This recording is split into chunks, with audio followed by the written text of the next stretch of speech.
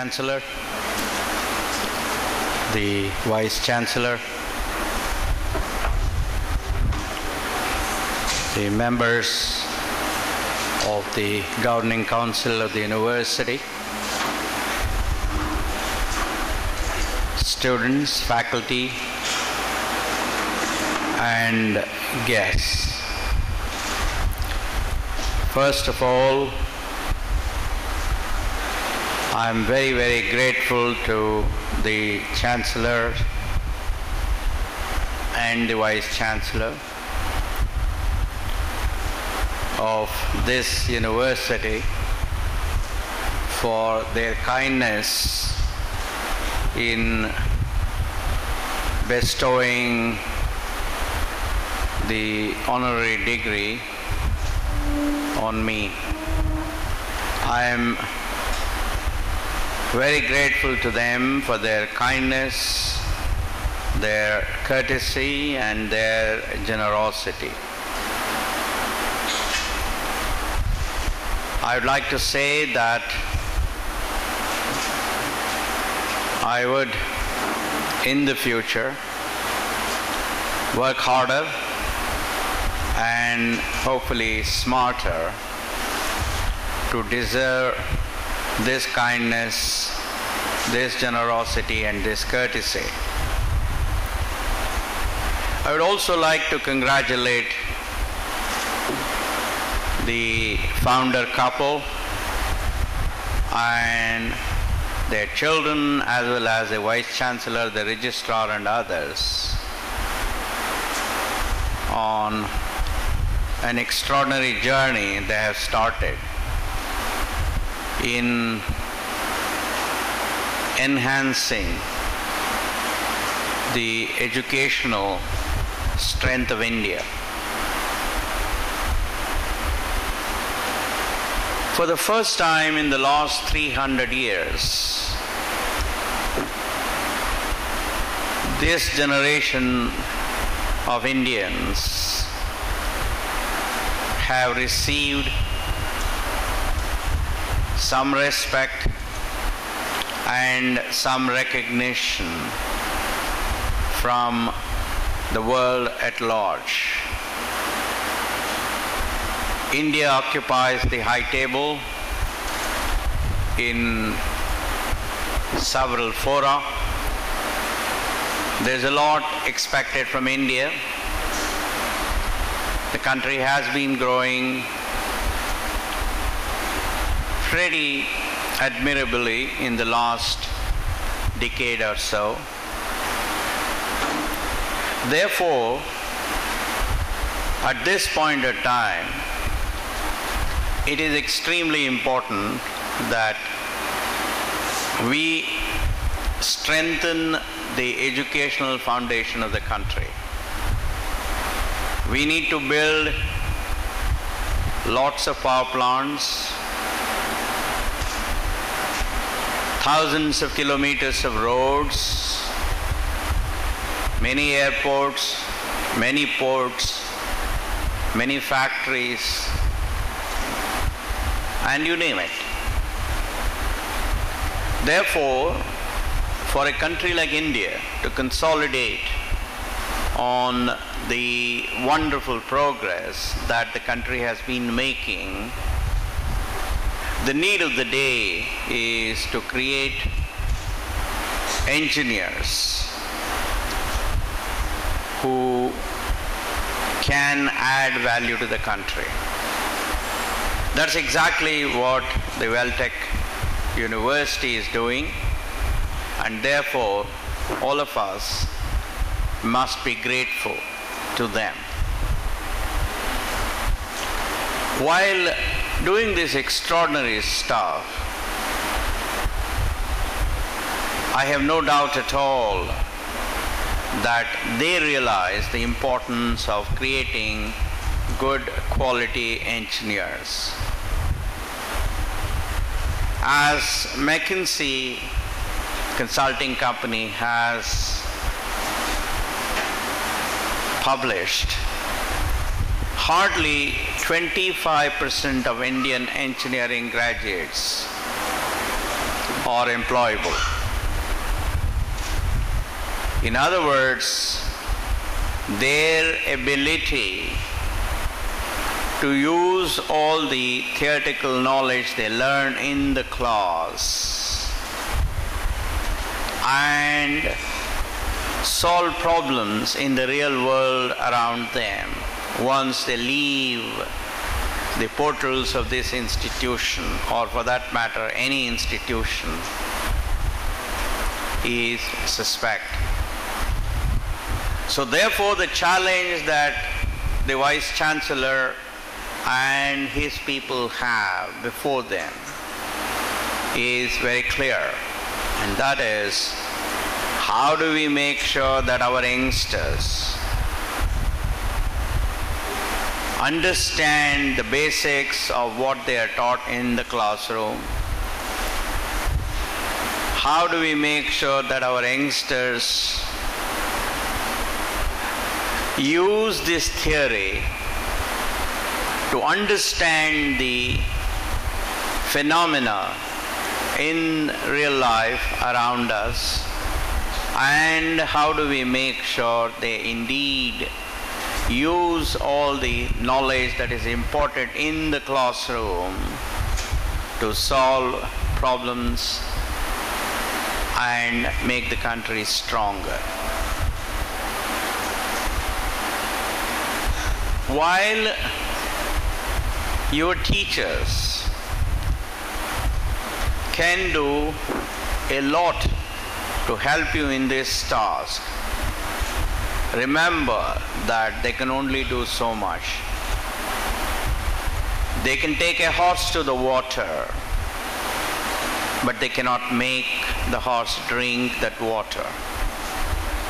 Therefore, the responsibility of becoming worthy engineers falls on the shoulders of the wonderful youngsters that I see in front of me. You have an extraordinary opportunity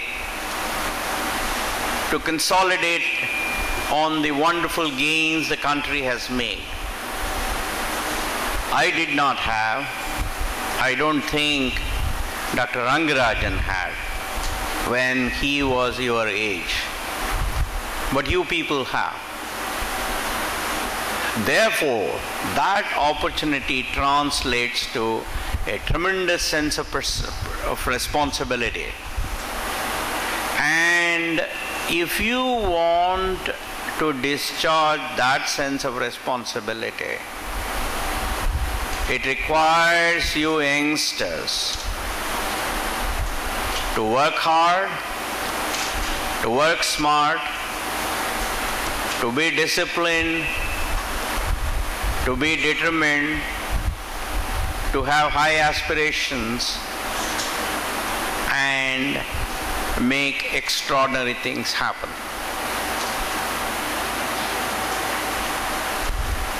If you people did not do it, I'm afraid that you would regret it, because such an extraordinary time is unlikely to come to India once again in the near future. Therefore, let me close by once again thanking Professor and Mrs. Rangarajan and other dignitaries on the dais for their kindness, their generosity and courtesy extended to me. And once again reminding you, the youngsters, that the country expects a lot from every one of you, and that the only way you can meet these expectations is through hard work, commitment, discipline, determination and aspiration. Thank you very much. Vice Chancellor and Chancellor of MR.N.R.NARAYANA University, Board of Management and Trustees, distinguished people on dais, teachers, ladies and gentlemen, my dear students. When I was a little girl, I used to ask my father was a doctor, tell me something which is a nice story, which I should remember. He told me that when he was young, there was a poor man who used to stay in the compound of the doctor's quarters, and my mother used to feed him every day. He was an old man, he did not have anybody.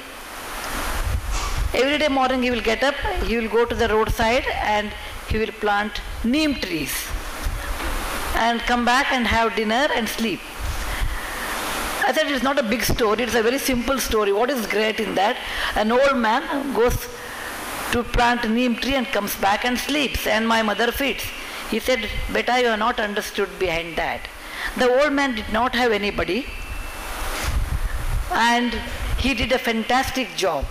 A place like North Karnataka, which is very warm like Tamil Nadu, a shade is very important, a tree's shade is very important.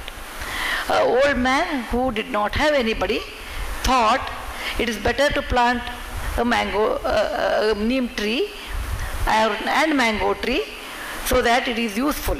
I told, what a foolish fellow. He was already old.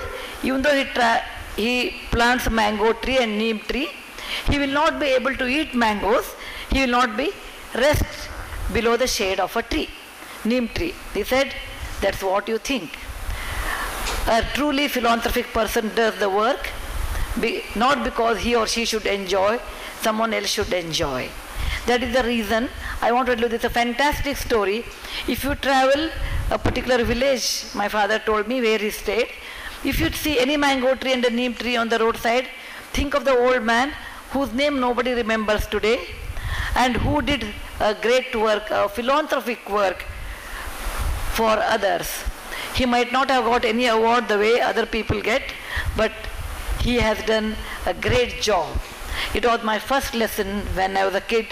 If you want to help others, never think of the award or reason. Do it because others should enjoy. That later part of my life when I grew up, I learned this in Mahabharata. A shloka says, what is the essence of life? Is intelligence? Is money? Is honor? Is health? What is the most important thing in life? He says, nothing is, those are all important, but not the most important. Paropakaram idam shariram. Paropakaram, he says, the rivers, paropakaram vahanti nadyaha, paropakaram falamti rukshaha, paropakaram dugdhanti gayaha, paropakaram idam shariram. No tree eats the fruit of its own tree. No mango tree eats the fruit of its own tree. No cow drinks her own milk. No river drinks her own water. She flows for others.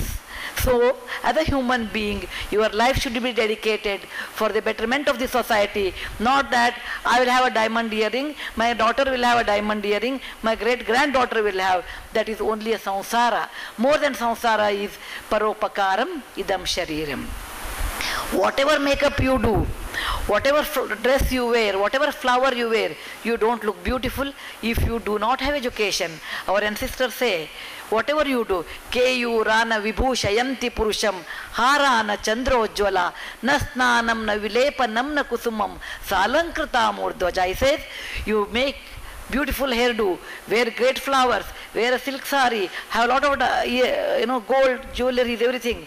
But if you do not have education, there is absolutely no charm on your face. So it says, Vag Bhushanam Bhushanam.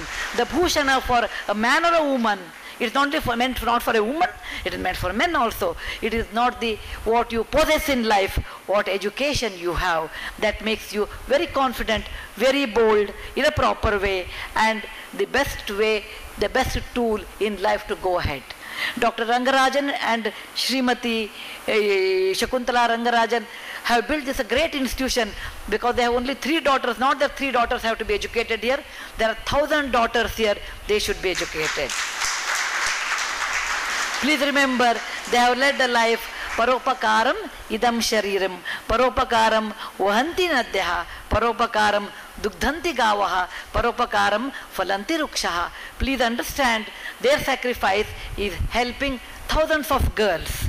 And why they have done this? Because you girls and your students, boys both, should get a right kind of education. Right kind of education and become bold in life, not only with money. To some extent money is needed in life to buy a house, to have medical facilities, to lead a normal life you require money. Everybody cannot become Bhagavan Buddha. We are all normal people, we do require, but there is a limitation of money. Nobody can eat a golden rice. We have to eat only a normal rice.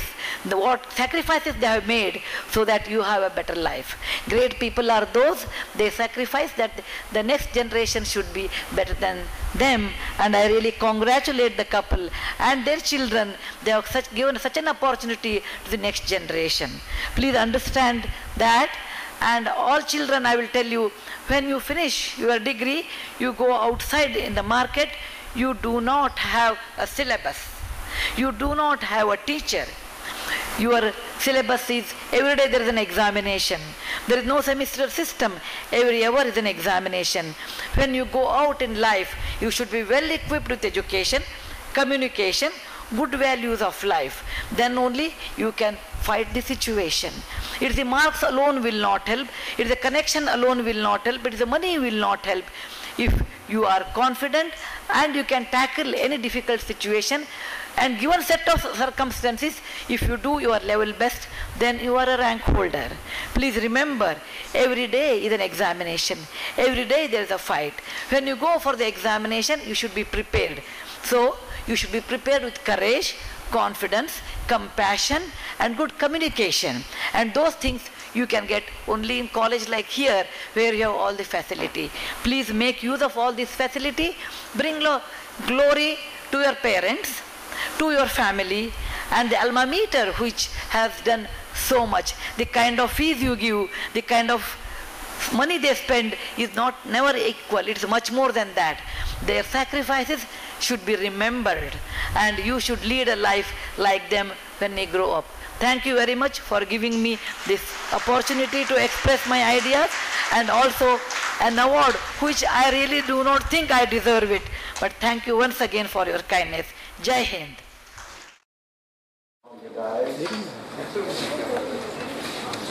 Winners of the scholarships and guests.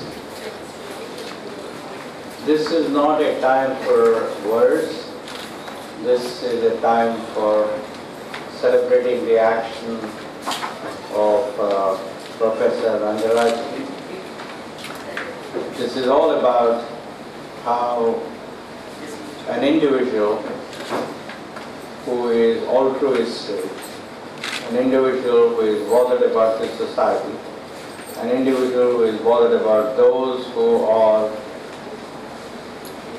not in a position to stand on their own, have to be helped.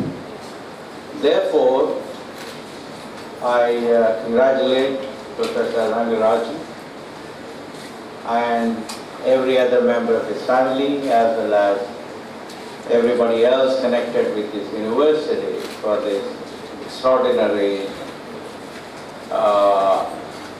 and munificent gesture. As my wife said earlier, education is extremely important, and being able to do something without expecting anything in return is even more important. This is an act of such generosity, and therefore we all should applaud what this institution has done, what this Professor Rangarajan has done. All that I would say is, remember that the best way you can pay tribute to Professor Rangarajan is only through your contributing to somebody else's betterment, somebody else's education in a bigger way. That is the best respect, best tribute we can pay to him. Therefore, when every one of you is successful, please remember that there was somebody behind you, somebody who helped you to reach your goal, and therefore you have to help at least 2 people to reach their goal. Thank you. Good afternoon, sir. I am Nikeshri from EC department. I would like to ask you a question. What would you think is your greatest contribution and achievement in your life to become a leading expert in India? I don't think I have ever thought about things in that fashion. Please.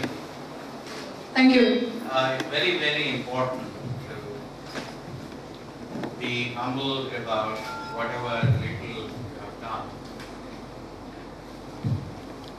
Therefore, I don't think I've ever thought in terms of great contribution. All that I can say is, I have demonstrated that it is possible to run businesses legally and ethically in this country. It is possible to compare with the best company in the world in different dimensions and emulate, and in some cases do better. I have also demonstrated that it is possible for a company to follow the finest principles of corporate governance. So these are some of the lessons that I have learned and have demonstrated. Thank you, sir. The next question from a boy. Rajesh Sharma from EEE department, and I would like to pose a question on in the view of developing India, a modern India. What would you prefer, sir? To give a chance for a young entrepreneurship, or to eradicate poverty, or to trust the technology, sir? Well, I think pretty early, about 40 years ago, I realized that the only way societies can solve the problem of poverty is through creation of jobs with good income. And the only way that can happen is through entrepreneurship. So without exception, every society that has become a developed nation has become so only through encouraging entrepreneurship. However, if you want to create a lot of entrepreneurs, then you need good education infrastructure.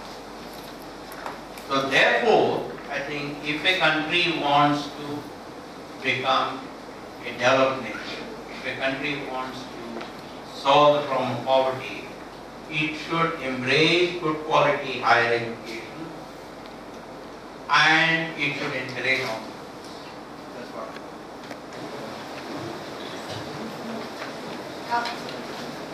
That's what I'm Z from EC department, and I'd like to ask you a question. When compared to your days, now we can see that it's even more difficult to start our own company. So I would request you to give any suggestions or tips on for those who are willing to start a company in this present difficult world. Well, it's not true that it is more difficult to start a company today compared to the 70s and 80s, because those days no bank would give you any loan. There was no venture capital system. In the country, there was a feeling that the best thing you can do is to take up a job with the government. On the other hand, today, there are lots of venture capitalists. Banks are willing to give loans. The state governments are encouraging entrepreneurship. And people don't look down upon entrepreneurs. So therefore, it is in some way better today than what it was earlier. Having said that, if you want to succeed as an entrepreneur, you have to have an idea whose business value to the market, either companies or individuals who make up the market, that business value must be expressible in a simple sentence. Not a compound sentence, not a complex sentence. No ifs, buts, nevertheless. In other words, the idea has to say, this idea will do what the existing products are doing cheaper, or this idea will reduce the cycle time more than the existing products. Or this idea will bring more comfort to people than the existing products. One. Second, the market must be ready for the idea. Unless the market is ready, I don't think the idea will succeed. Because at the end of the day,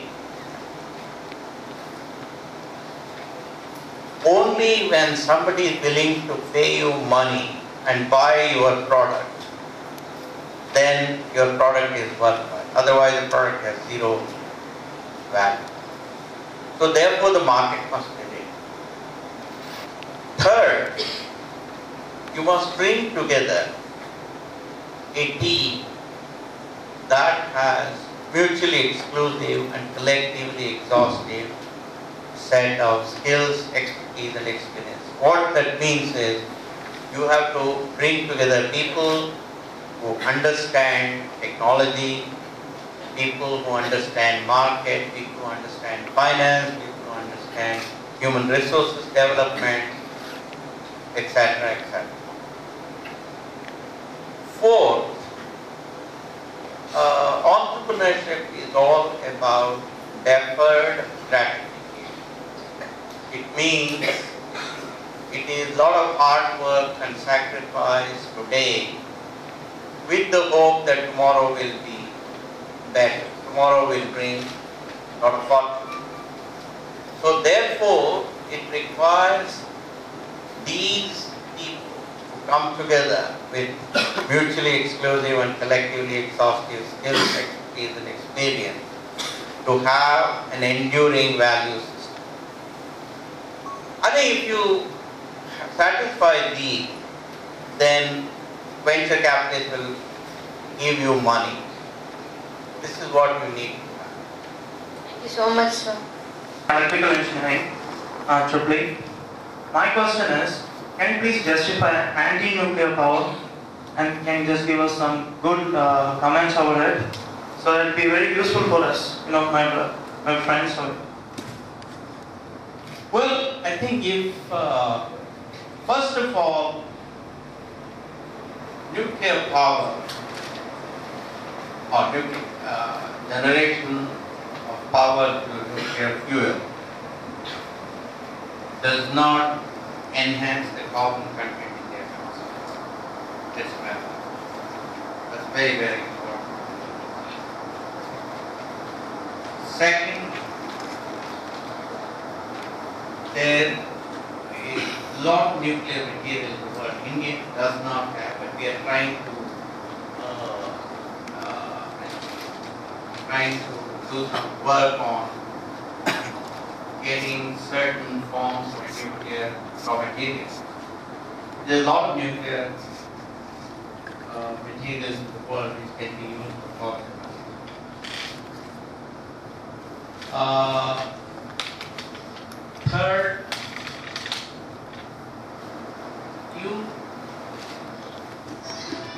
as long as you have taken sufficient precautions, as long as people are very careful, people are diligent, people are disciplined, then nuclear reactors operate. Yes, we have had one in our lifetime we have had 3, in my lifetime, we have had 3 Mile Island in the United States, we have had Chernobyl in Russia, we have had the Japanese recently. But remember that this is a very small percentage. Number 2, Chernobyl was because they did not have proper safeguards. 3 Mile Island again was because of the operator's mistake. And Japanese thing also was one of those things. Compare this with the total number of nuclear power plants that exist and compare it with the kind of accidents that have taken place in thermal power plants. Nobody talks about it, simply accepting the number of people who die in thermal power plants. So therefore, as long as we are disciplined, as long as we follow every procedure very carefully, as long as extra careful, I don't think nuclear power is anything. In fact, you probably know that 80% of power in France is all nuclear. And they have not had any problems at all. Thank you, sir.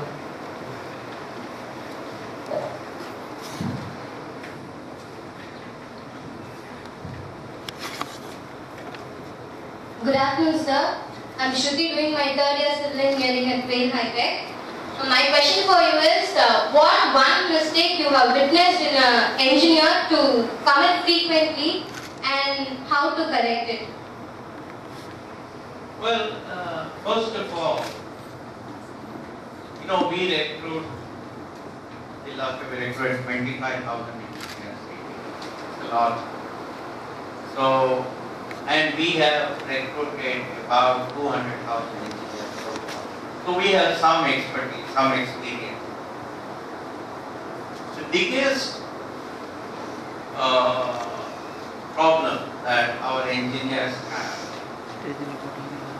is they are not able to relate the theory that is taught in the class to the real world. I'll give you a very simple example. In 1966, months before you were born, a friend of mine, he was 1 year senior to me in engineering college, he finished his electrical engineering and he joined a company in Bombay as an electrical engineer. First day, his boss took him to the laboratory and said, Gopal, start the motor. And his hand was going down like this. Boss didn't understand. Gopal, why don't you start the motor? So again his hand was going down. Then the boss said, Gopal, just press the start button. The reason why my friend's hand was going down like this was because those days in our laboratory, in the engineering college, we had a very old form of star data starters. What that means is, before you apply the full 400 volts, that is line to line voltage, you first apply 230 volts, that is phase to neutral, that is smaller voltage, smaller voltage. And after a few seconds, you apply the full 400 volts. So to do that, in the laboratory, we had a lever which would press it down, hold it for a few seconds, and then press it down. Now, this gentleman had not understood that the principle behind while we were doing it. That is, first we are applying phase to neutral, which is 230 volts, and then we were applying phase to phase, full 400. So what we didn't realize was that in the real world, outside in companies, there were modern methods of doing it. Just press a start button. That start button first applied phase to neutral, 230 volts, and after 2 seconds, apply the entire phase to phase. He had learnt it makika makia, so he had not understood the principle. So first thing that our students don't understand is they really don't understand the principle behind what happens. For example, one year we conducted an examination for the so-called computer science B's that come from various engineering colleges. We created a very simple test table. Before we decided, we wanted to know what they had learned in the college. This was just 3 years ago. What percentage of students passed the exam? About 35%. What percentage do you think passed? Can anybody here guess? These are students who claim to have learned computer science in their BTech. Only 2%. 2 out of 100 students got 35 out of 100. And nobody got 50 out of 100. In other words, our engineering colleges don't teach our students anything. Maybe some exceptions here and there. I hope your college is one of the exceptions. But most colleges in India don't teach our students anything. Third, or second thing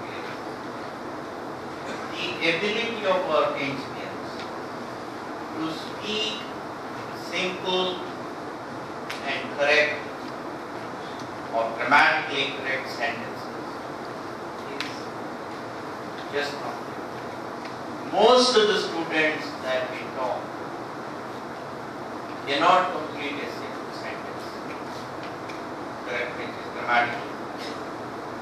So I would say first our students must not look at passing the exam as their end of it. Number 2, they must learn to express their ideas inside. Sir, I have another question for you. No, I think you are violating. A lot of students. Good noon, sir. I am Arvind from ACE department. Sir, what kind of contribution is expected from engineers like us towards the IT industry? Well, if you know basics of operating system, if you know how an operating system works, if you know how memory is managed, if you know how file systems work, if you know how devices work, if you know what are P&D samples, if you know what is a critical reason, then you will have learned a little. Second, you have to know basics of database management. What is a relational database? What is an index file? Or what is normalization? How do you design a database? What is a transaction? Etc. Then you should know basics of network. Then you should know basics of software engineering. That is, what is cohesion, what is coupling, how do you write, how do you decompose a system into subsystems. etc. You should know basics of software engineering. Then you should know how to write good programs, how to write concurrent programs. So if you know some of these things, then you'll be useful to the industry.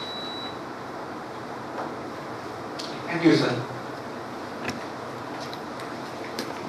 Good afternoon, sir. I'm Hanumashri doing my AAA second year. I have a question for you. In this modern world, people think that only the students from either in the Department of Computer Science or IT can go into the field of IT. And people like me, unfortunately, we feel for it. Can you suggest some ideas to come out of it? So that we get a confidence that even we can go and do better in the field of IT. No, I don't. I think, as early as 1977, I realized that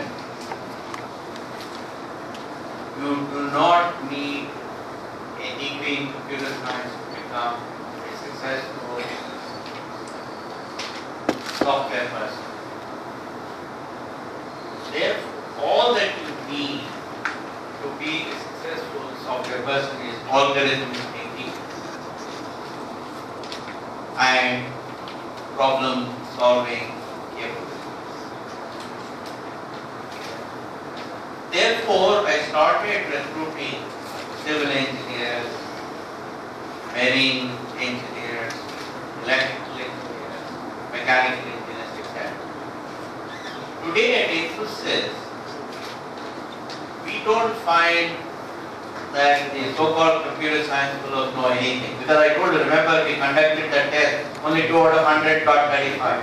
These people all claim to have done computer science details.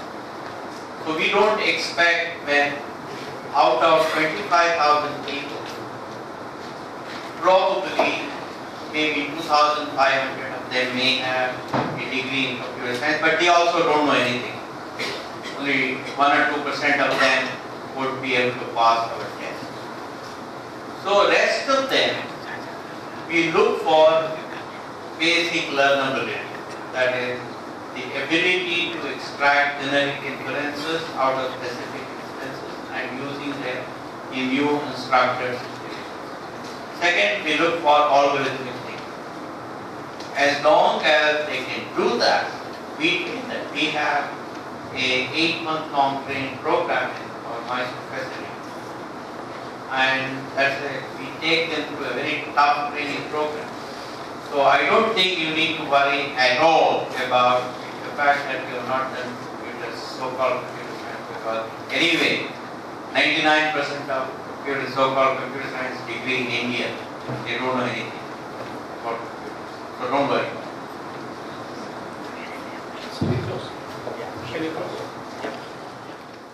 Thank you.